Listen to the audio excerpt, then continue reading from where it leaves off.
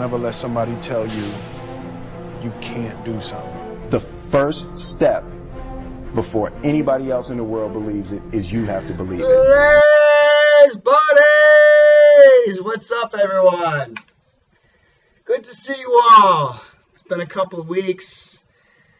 I say this every single time, but a lot's going on. I got my birthday coming up in less than 2 weeks.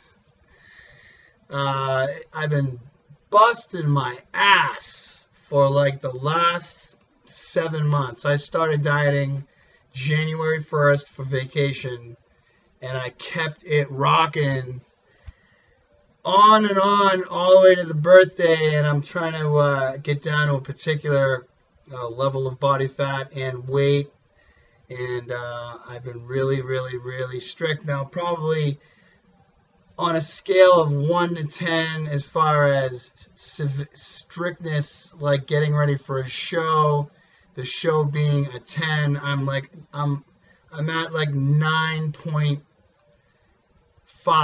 I'm like that, literally that strict, getting ready for the birthday. And then after the birthday, I think I'm going to chill out a little bit and maybe eat somewhat normal and put on a few pounds and feel like a human being again. Today for our topic of conversation, I want to start with a little story. Okay, when I first started working out, as I've told you before, I started when I was 9. My father had purchased my brother some weights. Back then, a long time ago, he got my brother the ever so famous 110-pound barbell set with the weights that were coated in plastic and filled with concrete. At some point, they started breaking and concrete would fall out all over the place. But it didn't matter because my brother didn't use those weights. In the basement, there was just a barbell with weights on it and some dumbbells with some weights on it. Never used it. So without getting into the whole story of it, I started using it when I was 9, right? And I was pretty hardcore into it. I didn't know much back then. I did a lot of experimentation, even there, 9 years old. The weight set came with a very standard exercise diagram, and I kind of followed that. But for the most part, I just bench pressed on the ground and did curls and did various compound stuff. And a lot of shoulder work. My very first workout was shoulders. I remember it vividly. But at some point, about a year or two into it, I needed to take it to the next level. Now, back then, I was either running or walking everywhere. Or on my bike. I literally would ride 10, 20, 30 miles a day on my bike, or I would walk 5, 10 miles a day. I mean, I was very physically active in addition to working out. But to get to the mall, which was 10 miles away from my house, I occasionally would take the bus. And the public transit bus, it would take forever. And, after 2 hours of sitting on the bus, you finally get to the mall. And my mission one day was to go to Sears to purchase a bench to do bench pressing, because I had been benching on the ground. I would literally lay on the ground, pick up the barbell behind me, and then do bench pressing on the ground. And I needed to take it to the next level because I wanted to advance.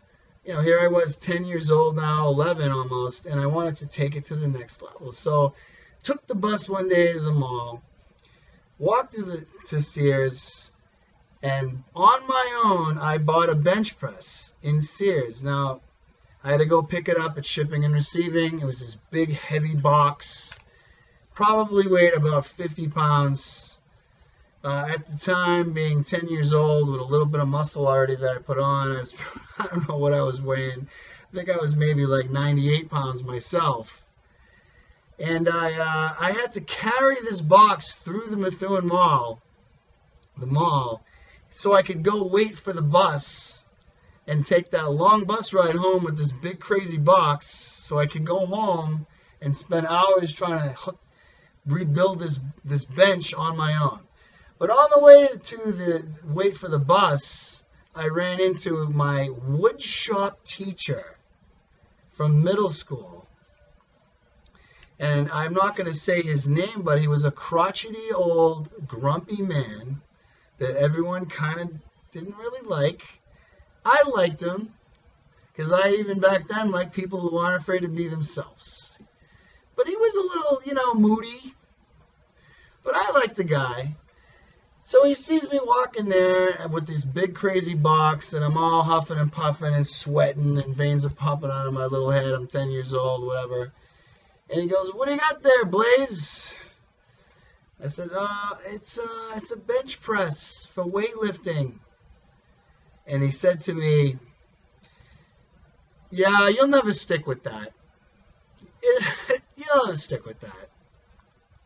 Well, that fired me up. Because even back then, starting out, I didn't like when someone told me I couldn't do something. I didn't like to be told it wasn't achievable. So I fired up. I took that bench, that big crazy box, got on that bus, got home, spent a couple hours assembling that bench, and I've been I started using it on a regular basis. It came with a slight incline. It went flat, it was a cheapo one, but it got the job done. And I'm not going to go on and on about after that, about the other weight set I got and all that, but that's where it all started. And the moral of my story is today is, don't ever let anyone tell you you're not capable of doing anything.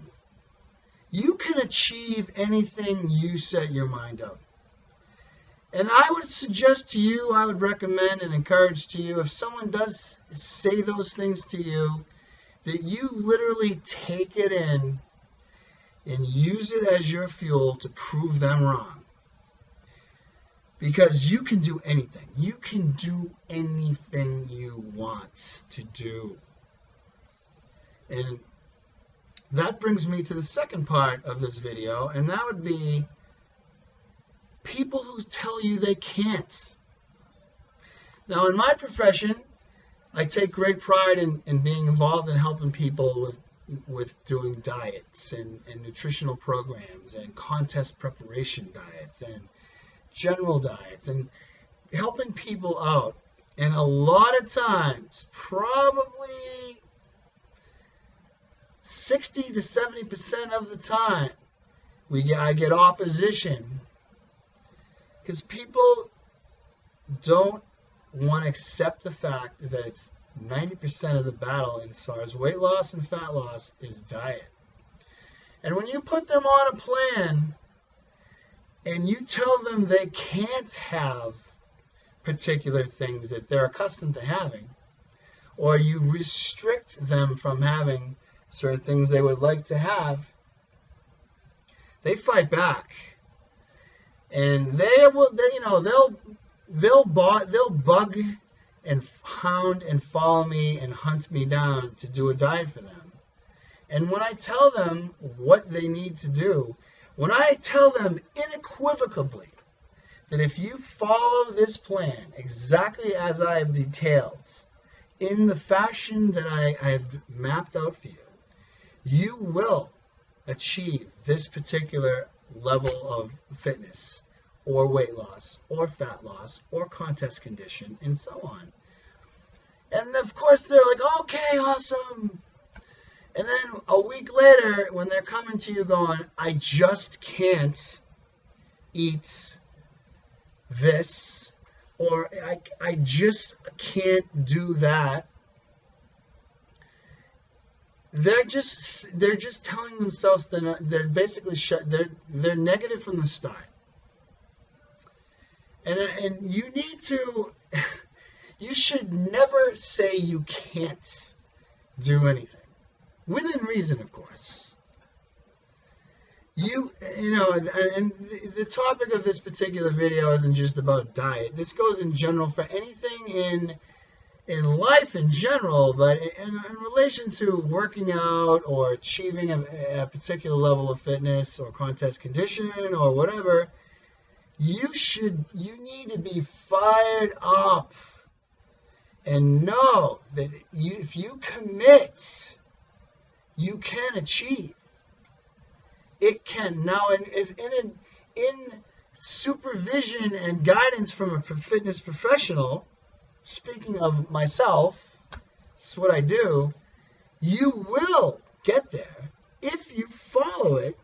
So you have to have faith in the system.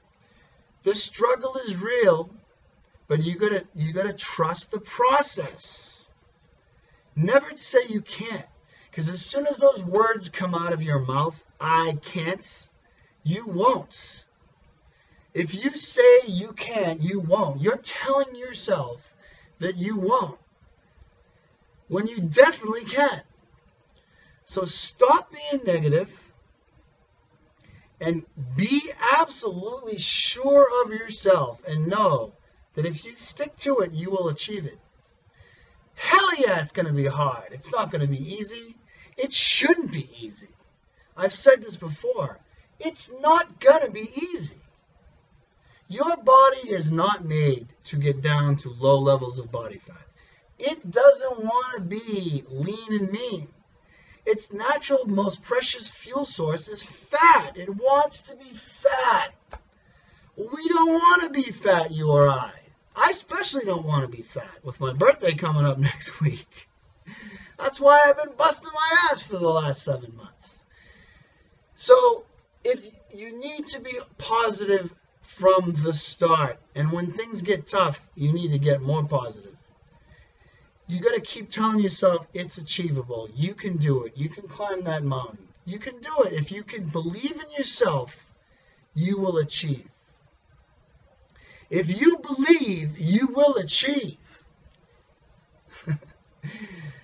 So that's it for today. I mean, I know this is probably just a basic thing, and it's probably repetitive of things I say all the time, but I need you all to know that you have to understand that the process of which getting into super shape or putting on muscle or getting, increasing your strength or whatever you're trying to achieve physically in the realm of physical condition to better yourself, of course, is not going to be easy. It shouldn't be easy. If it's easy, then you're not working hard enough, as far as I'm concerned. And I recently saw some videos online, and I'm not going to mention the names of these individuals, but one particular person was encouraging mediocrity. He was encouraging people to not push themselves to their best. You should always be pushing yourself to its absolute level of absolute fit. You need to push yourself till you can't push anymore. You need to give your absolute all at all times. At all times. And sometimes, like I've said before, you may only have 80% in your gas tank, your proverbial gas tank. But push the pedal to the metal and give 100% of all you got with what you got. And you will achieve. All right, my friends, I'm going to leave it at that. Thank you very much for being on my site and listening to me. I shall see you all next week, a week away from my birthday. And I hope you all are having a great week, and I hope you have a great weekend. Get to the gym and believe in yourself. And if you believe, you will achieve. Take care, everyone.